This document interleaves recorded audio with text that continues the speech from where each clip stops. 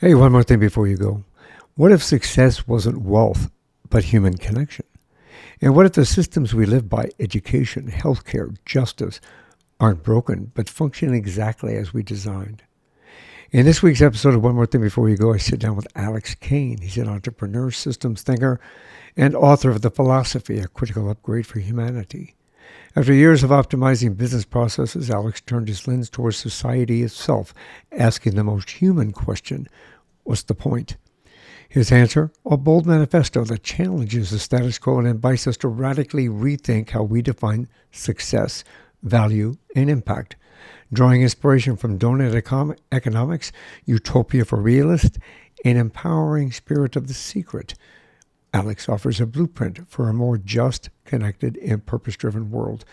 This isn't just a conversation about what's broken. It's a reckoning, a remembering, a call to reclaim what's sacred. I'm your host, Michael Hurst. Welcome to One More Thing Before You Go.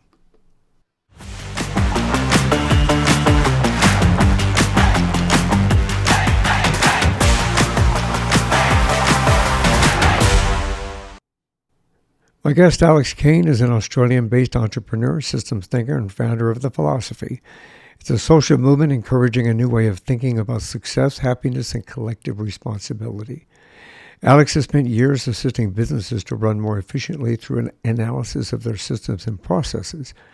More recently, he turned his attention to society itself, applying his expertise in system optimization to a deeper understanding facing humanity. Through The Philosophy, Alex is inspiring business leaders, change makers, and everyday people to find our way to the North Star. And I'm excited to talk about this. Welcome to the show, Alex. Thanks, Michael, for having me. What a journey that you've been on in life. Yeah, well, it's everyone has their own story. Mine has been a journey of, I guess, self-discovery through life experience, like everyone else. I began life doing lots of different jobs, and I was a private investigator. I worked in a dating agency. I was a stand-up comedian, and just trying to find my little pathway. And I guess that led me to discover technology and the internet, and I set up internet businesses and software businesses. And I guess as I was finding a level of success, I started to question what success actually meant. It felt a little bit hollow to me in some respects, and hence the ideas of The Philosophy was born from that. Well, that's amazing. And I can't wait to get into that. I think from what I've learned so far, I think it's an amazing opportunity for us as a human being, us as society, and us as a culture to reflect upon what needs to be changed and what can be changed and how we have the possibility of changing it. But I do like to start at the beginning. Where'd you grow up? Well, I'm in and was born in Melbourne, Australia, and middle class. Nothing spectacular about my upbringing. Mother and father. Dad worked his whole life. Mum looked after the home. And myself and my two sisters, we grew up quite average. Nothing special there. But I did see my father go to work every day and struggled to put food on the table, and I guess that's in some way contributed to The Philosophy. My idea of what's the point of life? Is it to work? Is it just to survive? For me, that's where it all came from. And in fact, I dedicate the book to my father at the beginning, and it's his amazing view on the world and life that I take a lot of my perspective from. Do you think that inspired you to write The Philosophy? Yeah, I mean, was there any other, like a personal experience that led you to this as well? Or I mean, look, I grew up, as you can see, I'm a little older, just like many of us. I grew up in the 60s and the 70s and the 80s watching my father go to work every day, watching my mother go to work every day once my father was gone. And it was a grind. It was like, it, it was tough watching that because they struggled constantly. They were always tired, always same old thing, Monday through Friday. Saturday, sleep in, Sunday, go to church, start it again on Monday. Yeah. And if you were lucky, that pattern continued all year, except maybe for a couple of weeks, you might get a little break and go somewhere. And that Mm-hmm. was the payoff for the whole year's work. And again, to me, that just seems wrong. It just seems that we're stuck in that rut, that's what's expected of us. Yeah. And that's what we need to do. And, I talk about the phrase earn a living. The fact that we have to earn our life. We're brought into this world through no choice of our own, but now we're lumbered with the need to go to work to get food and a roof over our head for the rest of our lives to be able to survive. So that earning of a life for me seems like it should just be a given. Everyone has the right to just survive. Now, from there, you should be able to thrive and level up and do other things. But I believe it is a human right just to have that basic need met. I think that goes back to your question: is this all there is? Because Yeah. if you look at life like from that perspective, in which all of us, 90% of us grew up as, it kind of is this all there is to life? There's got to be something more than this grind that you just mentioned. Well, I guess, we see success modeled to us on TV and in the media, and we aspire to accumulate wealth so that we can have that level of success. That's the gold standard we're trying to get to, right? That's what we're told we need to achieve to have a good life. Um, but I guess, what are we giving up to get that, to get there? What's the opportunity cost of the other things that we're forsaking in terms of time spent with family, our ability to follow our passions and joys, um, our ability to be more humane and explore that part of ourselves. We really are forced to compete in the world just to survive. And, within a capitalist society, that's kind of the goal, is that he who dies with the most toys wins, right? It's kind of modeled to us. And as I was climbing that ladder, um, I was looking around me and feeling this isn't success. If there are so many other people doing it so tough, I can't feel successful if I've just got to the top of my own little mountain. And that's the cover of my book. It's pretty much a Maslow's hierarchy, that we're all in a rush to get to the top to self actualize. But, you know, without the social responsibility aspect, I don't think we're actually being successful. I agree, and I think did you come to that analysis? I mean, you've got a business optimization background within yourself.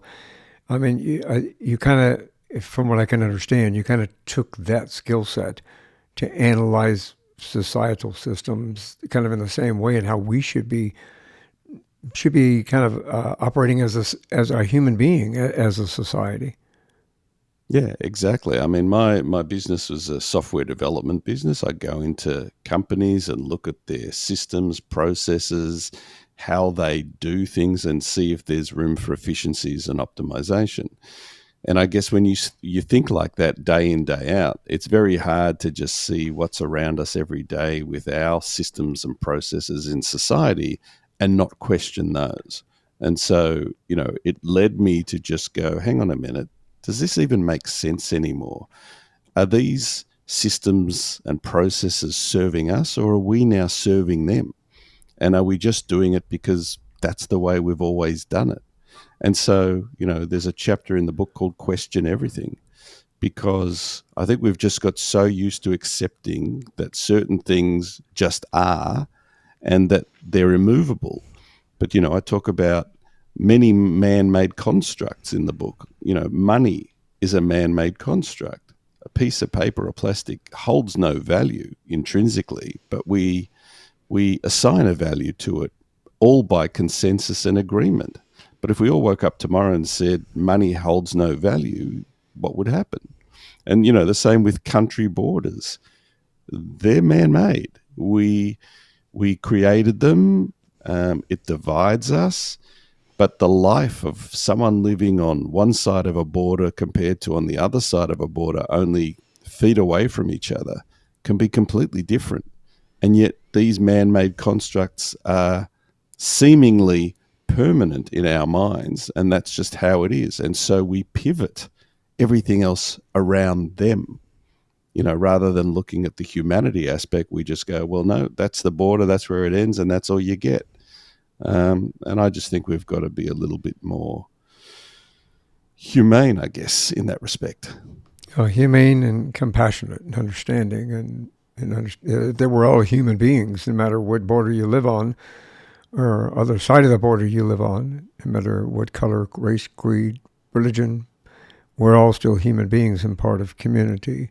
I mean, that's the way that I look at it. As a cop, I've seen the worst in people and in conditions, and I've seen the best people at their worst.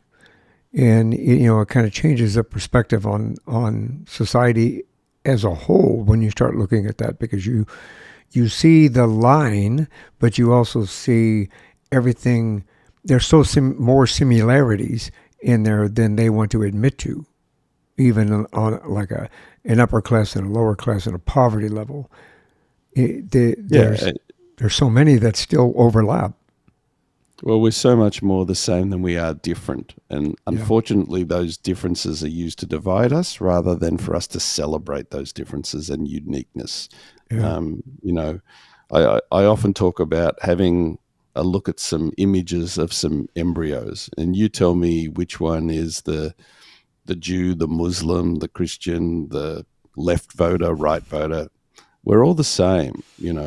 Everything else is just layers on top of that. And we shouldn't be using them to divide us, but we do. And, is that a fear thing? Is it a tribal thing? We can change that. We could change it. We have to make a choice. You challenge the idea that poverty and homelessness are inevitable. What's the one thing that you believe could solve these issues? I've seen a lot of homelessness. I've been homeless. My family, we've come home to a locked apartment because both my parents, I was a very dysfunctional family when we grew up, came home to locked doors on our house. So I've seen that. I've experienced it. I've worked it as a cop. How do you think we as a society have the ability to change these issues? Because even in that respect, you still see a divide or a perception. When you see the homeless people on the street, you see somebody on the corner with a sign, you see somebody that's walking around in dirty clothes and doesn't have much for food or asking for food. And I think that we as society need to recognize that and maybe help understand how to solve it. Yeah, look, there are a number of issues in society today that, in my mind, stem from a single cause. Now, there's complexity around all of these, but I do believe all of these come from a lack of respect that we have between each other and to the planet. Now, here where I live in Melbourne, we have an issue with youth gangs running around with machetes and breaking into houses and just ransacking businesses and that sort of thing. So you look at, how does a baby that's effectively a blank slate go from that to, at the age of 12 years old, running around in a gang with machete terrorizing people? Something is wrong there. Now, we often talk about, well, maybe they didn't get a good upbringing. There were values taught to them by their parents. And look, the reality is we don't know what gets taught in the home, right? Every parent has their background, their way of educating their kids. There's no real consistency in how that happens. So something's going wrong between birth and that. And for me, it's a lack of respect. Now, how do we change that? for me, the solution is a completely overhauled education system. And we can get into the specifics of that, but that is effectively changing the education system from just being, schools, from being institutions for learning subject matter into actually becoming incubators for nurturing great human beings. And I think once we do that, rather than trying to treat homelessness or poverty or domestic violence, you actually knock out a whole lot of those at their actual core before they even happen.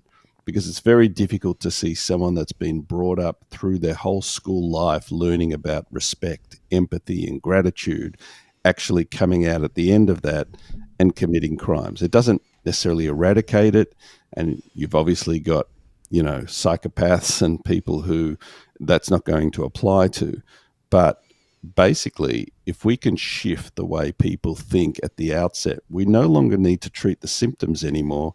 We nip it in the bud by solving it at the cause of those issues. And to get back to your original question about homelessness, for me, homelessness is not a housing issue, it's a people issue. And by people, I mean us, the decision makers. Where is the will to solve this? Because in a compassionate world where humanity respects each other, you wouldn't allow this to happen to people. Now, there's some people who that's their chosen way of living, fine. But for most, I think we allow it to happen because we put our priorities elsewhere. And that to me is because we just don't respect each other enough to care.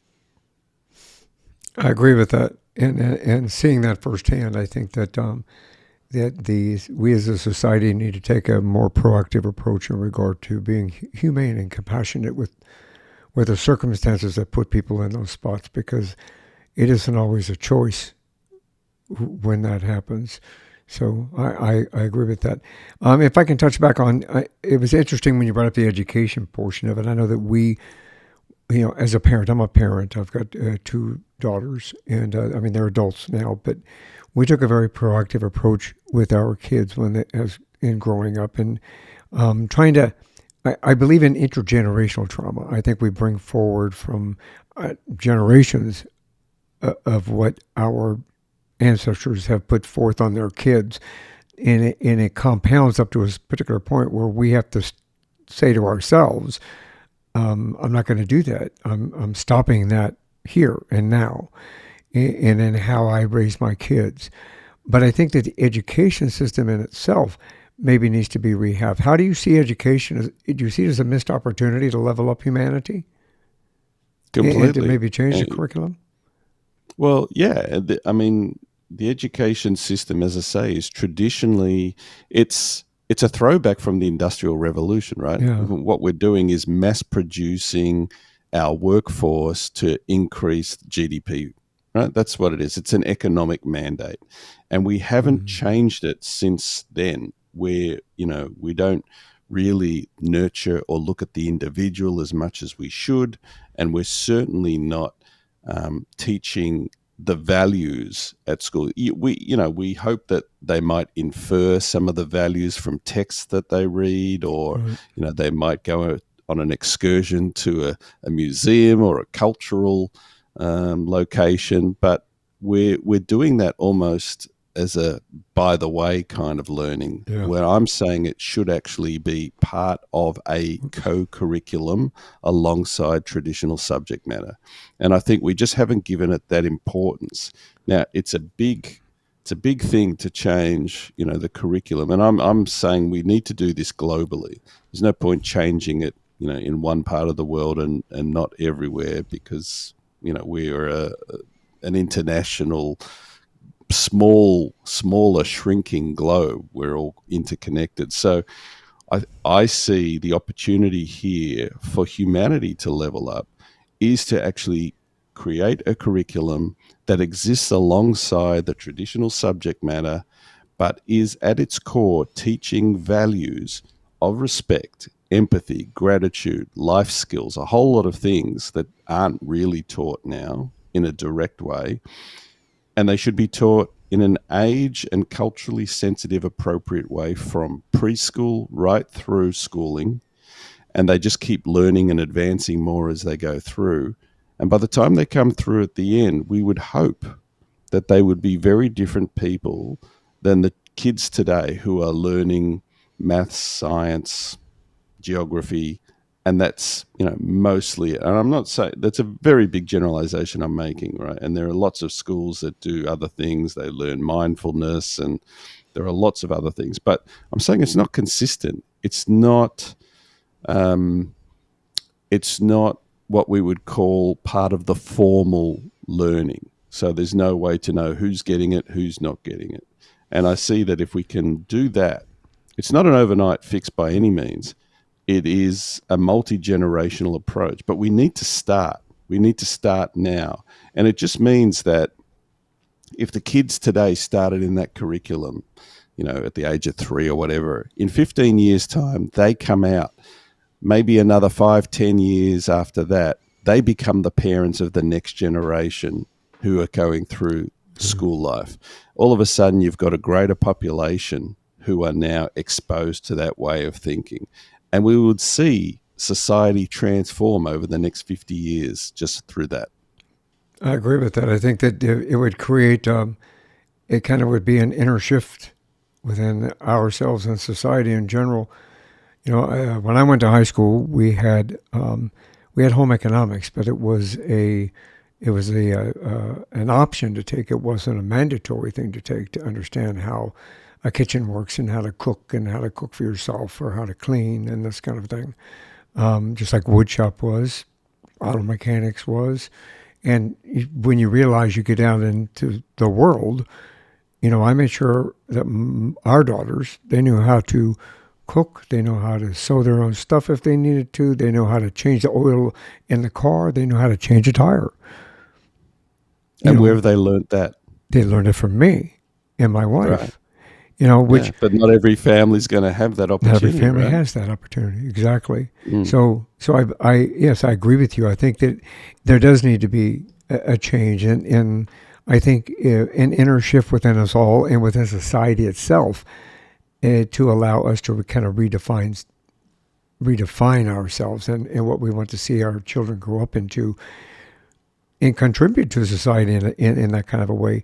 I mean, you talk about redefining success. How do you personally define that? If I can ask that question. I mean, we mentioned earlier as we were introing in here. I just made a quick note. Is that when I grew up and when you grew up, you watched your father go to work. You're supposed to have a picket fence. A dog and a cat, 2.5 kids. Monday through Friday, 8 a.m. to work, noon lunch, 1 o'clock you're done, get off at 5, get up, do the same thing. But how do you redefine success? I think the way I see success, is less about, earning money and more about contribution and meaning and purpose. My idea of success for everyone is that we're doing something that's meaningful and gives us purpose and, hopefully joy out of it too, so that no one is forced to go to work and do something just to earn money to survive.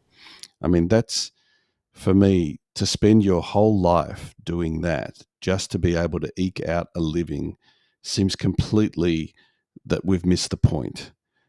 I understand that is the reality for so many people today, that you don't have a choice, and often it means taking on several jobs just to keep a roof over your head. But I'm questioning that and saying, why do we allow a system to enable that to be the normal thing to do? My opening line in the book is, what's the point? What's the point of life as we know it? Because if we expect that people are going to spend their life doing that, and it keeps them on the treadmill, keeps them out of mischief. They're busy, but there may not be any meaning in that. And so, again, like we said, to work just to be able to provide and then maybe get a holiday for a week at the end of the year, it just seems wrong. Now, there are plenty of people who are doing just okay, and plenty of people who are doing very nicely, thank you. Um, for them, their reality is very different. But I'm saying that for everyone else, there needs to be a minimum level of quality of life that everyone has access to. In the book, I talk about a universal basic income as one of those ways to solve it, that everyone just receives a basic income every month to be able to cover basic needs, roof over your head, and food. Now, if you want to write music or poetry or paint all day, and that's what gives you joy, then maybe that's what you do, and you live off the basic income, but do that. For others who want to maybe improve their life circumstances, then they can choose to go into business or do other things. And it may mean instead of working 5, 6 days a week, you can just work part time then. So it's giving everyone that opportunity to find meaning for themselves. That's what success looks like to me. I agree with that. I think that it's a cliche that some of us are saying. We work. We spend 25 or 30 years at a business or a company or a government agency, whatever the case may be. And then when we reach that pinnacle, we get to retire. Then we get a retirement, Social Security retirement, or a retirement from the company or the business or the government, and it allows us to kind of reflect. It would be nice if we could flip that. You're kind of saying flip that. Give it to me now, so that we can enjoy life. Because I think, and correct me if I'm wrong, but I think the way we're doing it now kind of contributes to the depression and the anxiety and the all the mental health challenges that we're experiencing. A good portion of them, I think. Do you think that contributes to those? By the way we're doing society at the moment, by the way we're put into this almost like an assembly line. You come Well, in, you're absolutely. born, If you you go to school, you learn this, you get out, you do a job, and then you go out, you go to work, and you do it for 25 years. mm, Yeah, absolutely. I mean, it for many it just seems hopeless. There's no way out of that cycle. And even when you retire, what does retirement look like? And these days we're living longer. You Yeah. know, how can you? I mean, you have what, a 401k? Is that it? There? Yeah, 401k and then Social Security. If when you reach Yeah. 65, well, now they're upping it, so they're changing the time that you can retire. Now it used to be 65 to 67. Now they're trying to up it to 70. Um, but yeah, you get one or the other, or sometimes both. Yeah, and we've got the similar thing here, and you put aside money every month and Hmm. hope that that's going to be enough to last you when you stop working, and often it's not. I mean, what quality of life can you live? From the pension or that Exactly. sort of thing. So you know, it's really about. I mean, I like your way of framing it. That maybe we should bring it forward rather than getting it all at the end. The way I see it is that, and there's a whole big discussion around a universal basic income. What does it look like? Who's going to pay for it? How much does people get for it? And does it lead to nobody working? So who's going to provide services? There's a lot of great questions, and there are answers to those questions. Um, but imagine that everyone had the dignity of just having their basic needs met.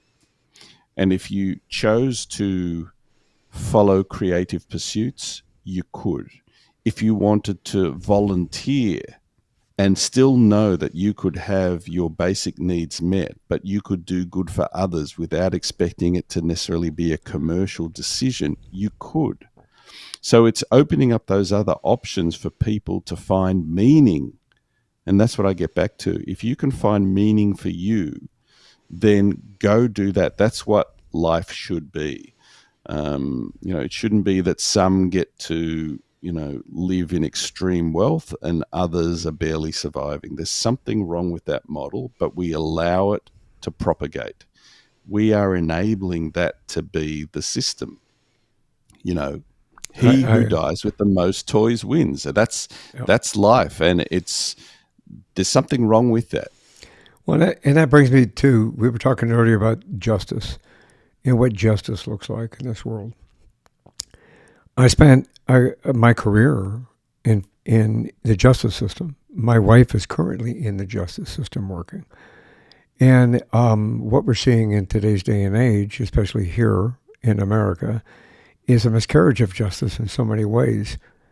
You know, we as human beings, it's hard to live in alignment with respect and empathy and gratitude when we start kind of observing or experiencing the miscarriage of justice, how it's played out, how it's delved out, in how they're doing things. What kind of advice do you think, or help us understand what can we do to still live in alignment with respect, empathy, and gratitude in spite of some of those injustices? Well, I Uh, don't believe we actually have a justice system. I believe we have a legal system. I don't think we have a justice system. Um, and the whole point of re-educating society yeah, is to get people who get to those points of power in 20, 30 years to actually have that compassionate, empathetic view. So there is that gap between now and then, and how do we deal with that? For me, in the scheme of things, that's a very small bit of time in the overall scheme of things to address. Um, I talk in the book about four relationships, right, that underpin the philosophy. There's our relationship to the universe, the amazing awe and wonder that each of us are a miracle just to even be here. That that the planet even exists in the way it does, that our human bodies exist. So that's the first thing. If we have awe and wonder and respect for nature, then that's the start, right? When you do that, it's very hard to go and, king hit someone when you think of them as an individual living miracle. The second relationship is our relationship with ourselves. So understanding our triggers, our filters, our patterns, the way that we see the world and how it impacts on our actions. And that the idea that reality is not an objective reality, it's only our reality. And so it's being more self aware of that. When you learn that, you start to see things differently as well. You can catch yourself in the middle of an autopilot thought. The third relationship is that of inner circle. And that's what I mean by that is our relationship with our friends, family, and people that we deal with in the community regularly. Do we treat them how they deserve to be treated, or do we treat them based on our filters, or even just how we feel on the day? And then finally, the relationship with community. Now, that may be someone at the end of your street, or it could be someone on the other side of the world, someone who you may never have met, but you're still connected to them through that invisible thread called humanity. And it's those four relationships, when you start to learn those, you start to have a very different view of the world. So, in answer to your question, it's very hard to solve injustice today. But when you have these kids coming through in, decades to come, hopefully they start to see the world in a different light and the relationship between all of us together. So that's how I see the longer term view. In the short term, it's a hard one. I don't know how we solve it right now because you've got, lots of narcissists, sociopaths, people in positions of power who are making decisions often for their own ego, often for their own agendas. And it's hard to change that because a lot of the world still just lets that exist. And I'm saying with a vacuum there, it's very hard to challenge it. And that's why we need to reprogram society to think differently. I agree with you. I know that in some of the notes that I have prior to us starting this, uh, how do you think The Secret plays into this? I mean, we've heard about The Secret. I've had conversations about The Secret with regard to the universe and us being able to manifest what we want or what we need and how to achieve those kind of goals. Do you think that that's a methodology that we can guide those philosophies that you just talked about for ourselves in regard to living and changing and helping others change around us? Well, yeah, manifestation is a very powerful force. And, I've been often asked, is what you're talking about just utopia? Is it unrealistic? Um, and I say this: you've got to put a destination in your GPS to even get close to getting there, right? So I'm saying that in our GPS for society, we don't want to put a mediocre goal and aim to get to that. I'm saying we set up these big, hairy, audacious goals that we want to overhaul society, we want equality, we want justice, we want a better life for everyone, not just for some, but for everyone. That's the destination in our GPS. Now we've got somewhere to head. So we start driving. We'll find obstacles. We'll have to get rerouted. Things will happen. And even if we don't get all the way there, well, maybe we can drive as close as we can and walk the rest of the way. I'm suggesting that manifestation is critical for us to actually think firstly, and that's why I called it the philosophy, because you can't change anything until you first have the thoughts about wanting to change it. Manifestation isn't going to happen just from thinking about it. We need to go further, but that is the first step.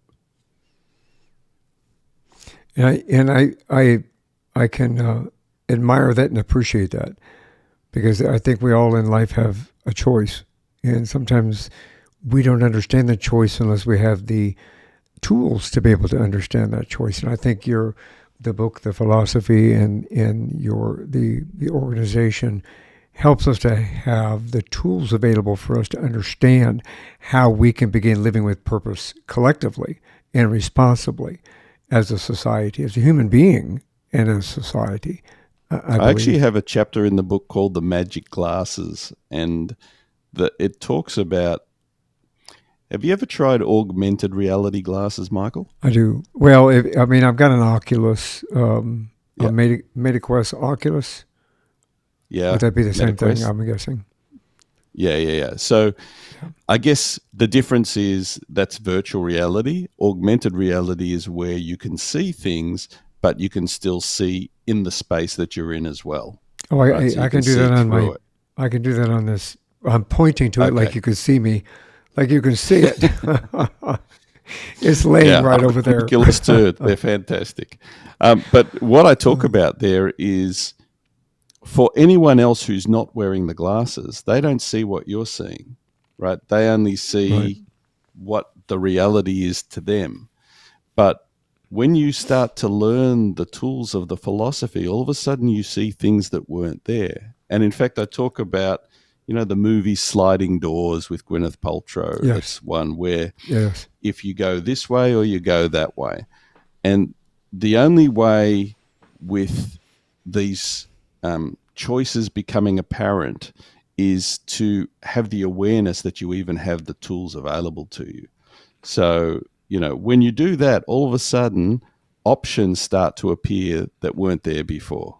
And, to your point, when you learn the tools and you learn that awareness, that self awareness, and the awareness of nature, the universe, and everything else, all of a sudden things look different. And it's Yeah. very powerful, very powerful. But for a lot of people, it's like, I'm so busy with my life. I don't have time for this mumbo jumbo. I'm just, got to get my living and I've got to do this. And I'm just busy, busy, busy, busy, busy. And they stay on the treadmill.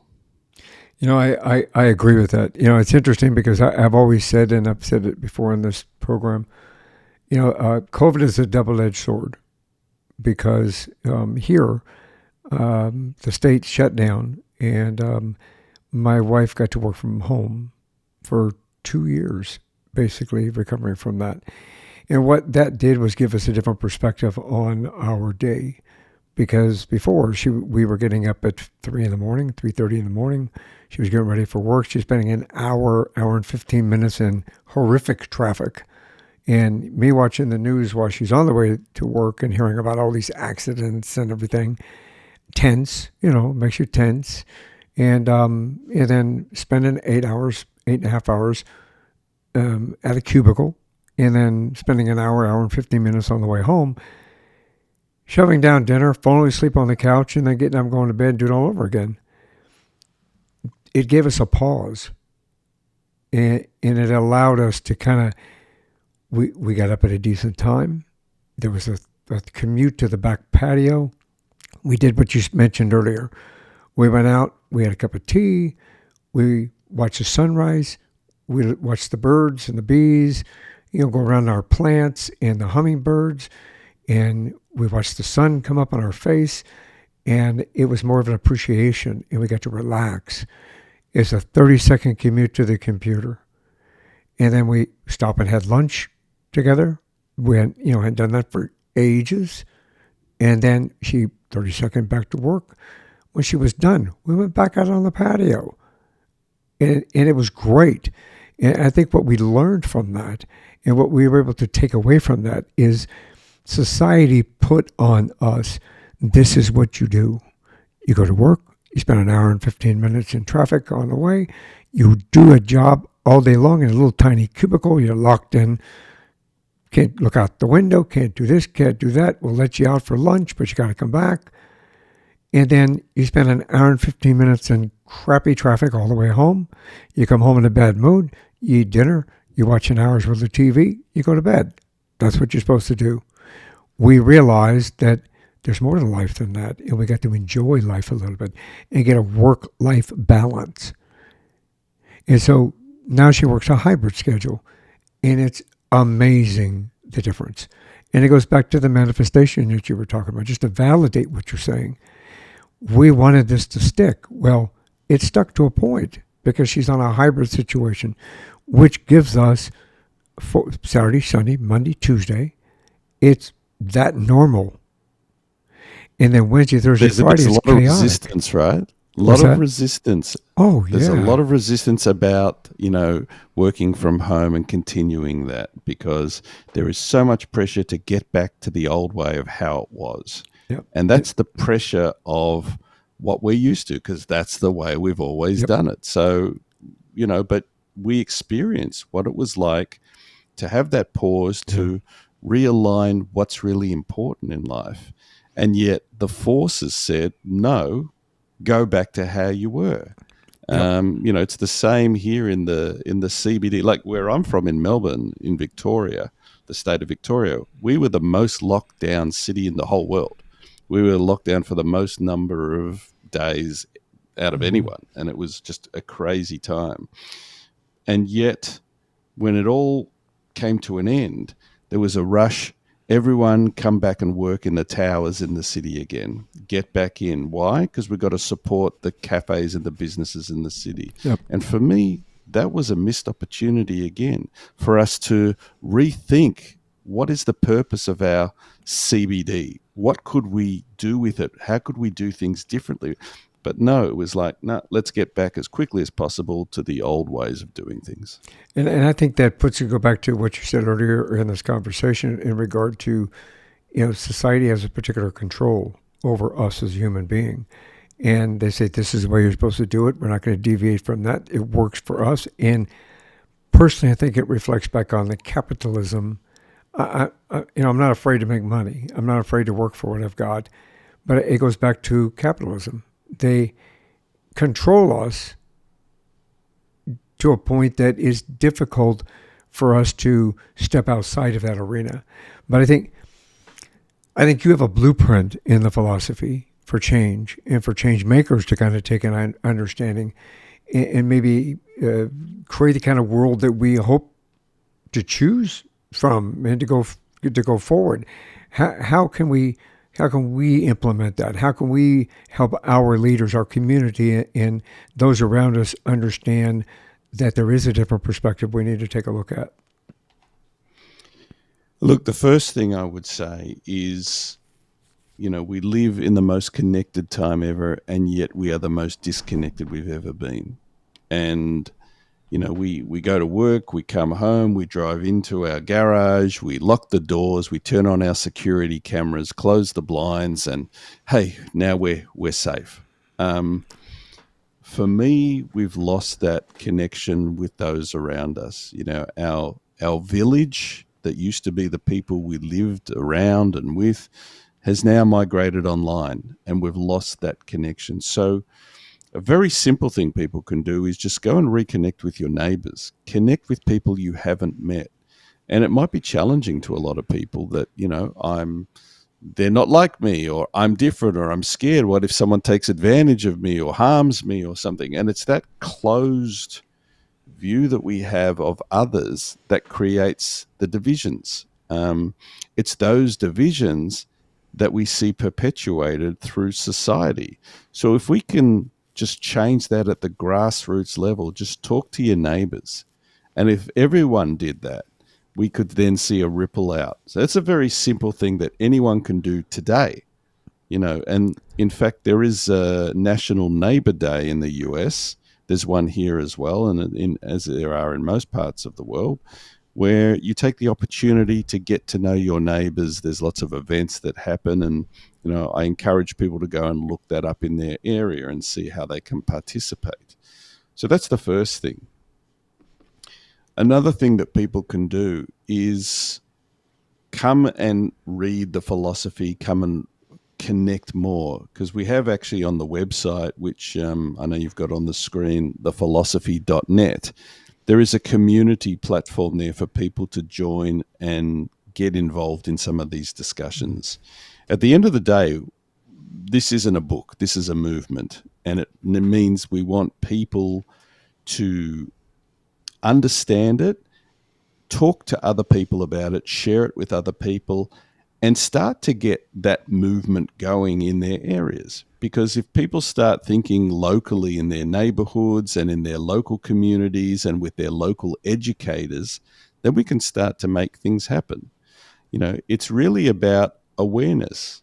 Can our politicians, can our decision makers, can our educators look into this and start to think a little bit differently? Because we're not trying to challenge to disempower them. In fact, what we're trying to do is empower everyone to be successful.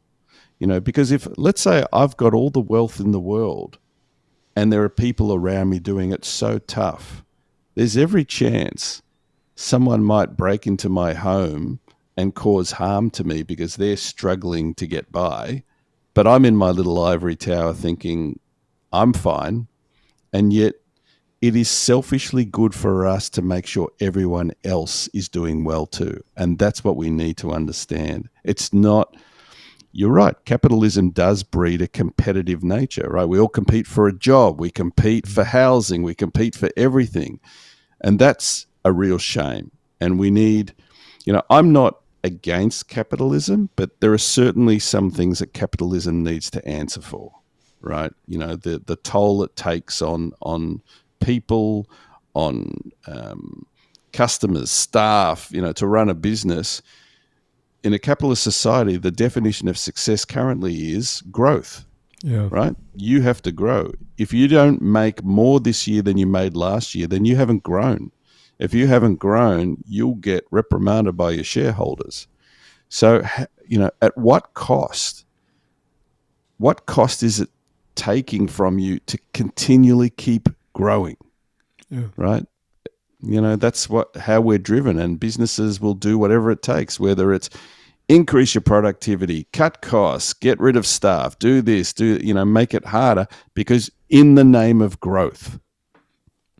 Unfortunately. I say unfortunately because in reality, I think that even I have a business degree as well, so a business management degree actually. And, in that in itself, I understand the concept of it, but I also understand When I was a cop, I had a team of 13 guys, and we worked very cohesively together. And we did it because we have mutual respect for each other. And, we had one goal collectively that we were trying to reach or obtain. So even from a management position in regard to that, we have to think about our employees and who we're working for and who got us here and who's making the money for us. It's not just the person sitting behind the big desk; it's the people on the street doing the work. How can somebody get a hold of you and find out more about the movement and find more about how to get the book and how they can get involved? So the website is thephilosophy.net. You'll find information about the book there. There's links there to purchase it. It's available at Amazon and many other sites as well. It's available in paperback, Kindle, and audiobook formats. And as I said, we also have an online platform there where people can join and get involved in those conversations. And I'll make sure that's in the show notes so that everybody has an easy way just to click and find you. This time went by so fast, Alex. Yeah, there's so much to talk. I mean, we could go on for hours. We could do season 2, season 3. Exactly. But effectively, there's so much here that needs to change in the world. That's really what it boils down to. And, I tackle a lot of things in this book. The first half is talking about the concepts of the philosophy. The second half addresses different sectors, politics, the economy, all those sorts of things. So there's a lot to get through, and we know there's a lot wrong. I don't want to sound hopeless. I guess that's why I've created what I consider is a manifesto, a pathway, or a blueprint, as you put it, to change things rather than just feel hopeless that nothing is changeable. So if we all work together, anything is possible. Remember, there's no utopia without you. I love it's just topia. Exactly, it's just topia. Yeah. Then you think about toes, and then that goes south from there. Yeah. Well, look, I would love to have you back on, and we could continue this conversation down the road. I think that we have a lot more to discuss, a lot more to say, and I wish this segment was a little bit longer. So I would love to have you back. If we can do that, we can arrange that if you'd like. Thanks, Michael. I would love to come back. In the meantime, this is one more thing before you go. So if someone, I always ask for words of wisdom. If someone is listening right now and they're quietly dissatisfied, or they want to change, or they want to know how to change, what's some words of wisdom or first question they should ask themselves? Ask yourself the first question in the book. What's the point? What's the point of life for you? What does it mean for you?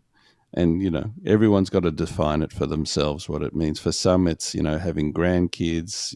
For some, it's, being creative. Mm-hmm. What is it for you? And then find a way for that true north to not get diverted. Stick to that true north of who you are and what it means for you. Brilliant words of wisdom. I think that we all should take that opportunity and grasp it to help us all move forward. Alex, thank you very much for being on the show. I really appreciate you, what you bring to the world. I think that you've reminded us that the systems we live in aren't just flawed, they're inherited. And if we have the courage to question them, we also have the power to change them. This philosophy isn't just a book, it's a mirror, a map, and a movement. It asks us to stop chasing what we're told to want and start building what we truly need as a community, because sometimes the most radical shift begins with just one more thing before you go. Thanks, Michael. That's a wrap. I hope you found it inspirational, motivational, and a few new perspectives to take with you. If you enjoyed this conversation, be sure to like, subscribe, and follow us. It really helps us continue bringing you incredible stories and insights like the one today. And if you want to watch this episode, head over to YouTube, catch the full video version. We also love to hear from you. If you have any questions or show ideas, or think you make a great guest or want to contribute to this episode, reach out and let's connect. This show thrives because of an amazing community, and I appreciate each and every one of you. So until next time, have a great day, an even better week, and remember, keep growing, keep thriving. One more thing before you go. Have a great day. Have a great week. And thank you for being here. Thanks for listening to this episode of One More Thing Before You Go. Check out our website at beforeyougopodcast.com. You can find us as well as subscribe to the program and rate us on your favorite podcast listening platform.